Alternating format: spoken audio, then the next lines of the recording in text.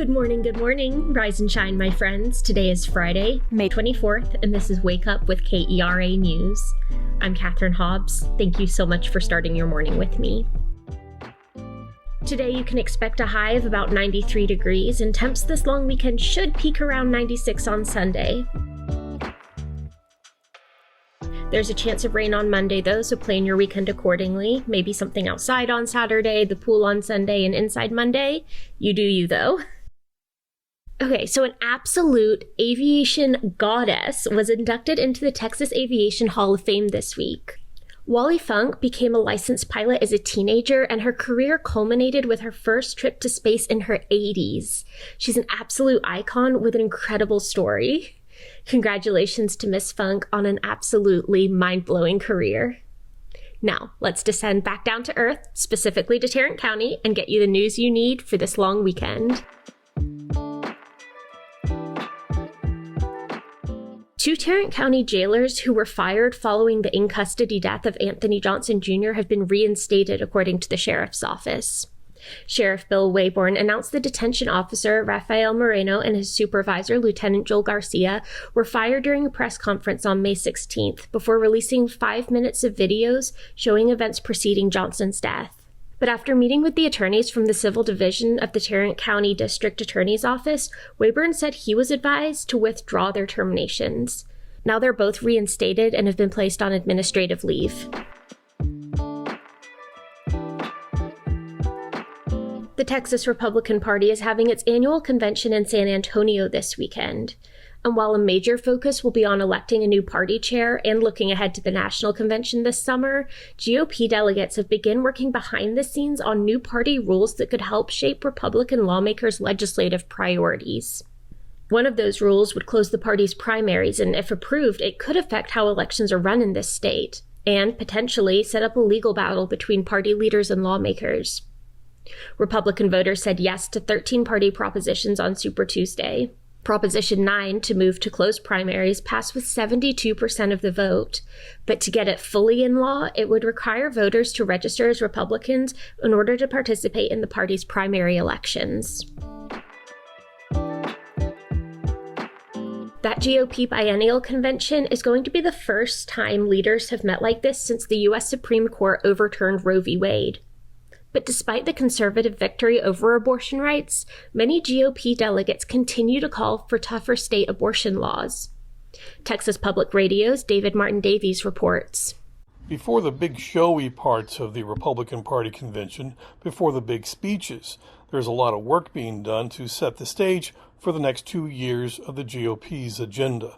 That work is being done late into the night with meetings of the Platform Committee and the Legislative Priorities Committee. Right now, this right here, everybody has this. You have an abortion clinic within arm's reach. John Siegel held up his smartphone and waved it in the air above his head. This is the new tactic of the enemy to get women to go online to order abortion pills, and they'll be in your home, in your dorm room, in your mailbox by the weekend.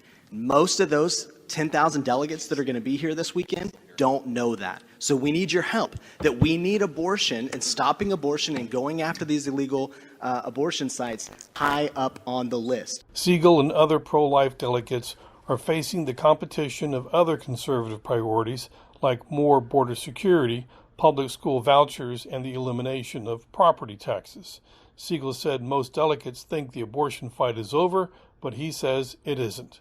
If you go over here to University of Texas at San Antonio, you go into a public restroom, you see a sticker on the wall that says, "Do you want to be unpregnant?" And it has a QR code. You scan it, boom, abortion pills in your mailbox. As the delegates meet to craft the official positions for the ruling party of Texas, they draft the language by debating almost every word, including whether to ban IVF as part of the effort to abolish abortion. I was proposing that we move the IVF plank from Health and Human Services to this section to abolish abortion. Mr. Chairman, I think because IVF is a medical procedure, I think it's relevant to that section.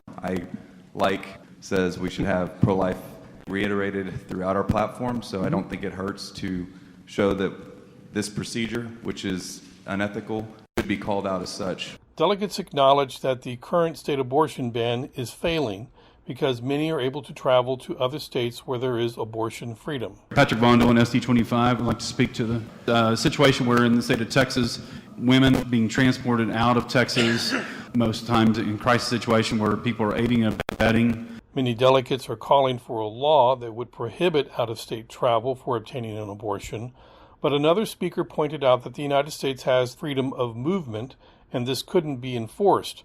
But another delegate said that didn't matter. If you do go across state lines to commit murder of the unborn, you come back and an investigation determines so you can be brought up on charges. Not all delegates are in favor of tougher abortion laws. My name is Gilda Bygone, and I am here begging you to take abortion off the plank because it's the one issue Democrats are winning with.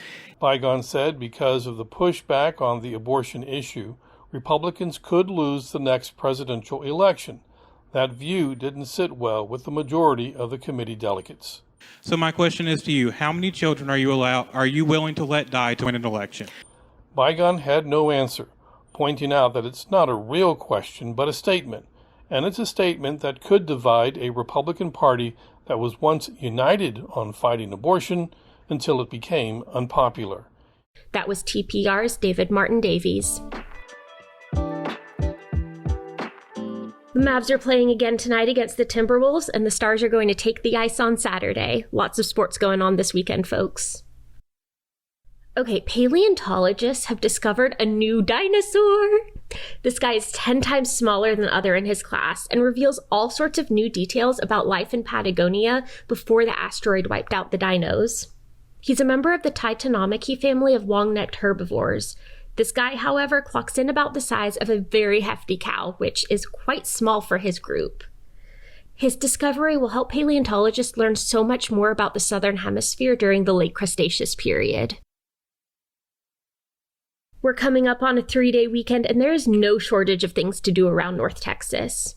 Our fabulous arts and culture team here at KERA put together a list of 11 different ways to celebrate Memorial Day weekend in the Metroplex.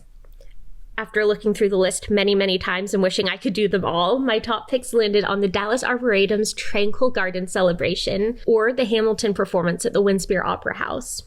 For more ideas or to stack your own weekend schedule, check us out on kera.org/calendar.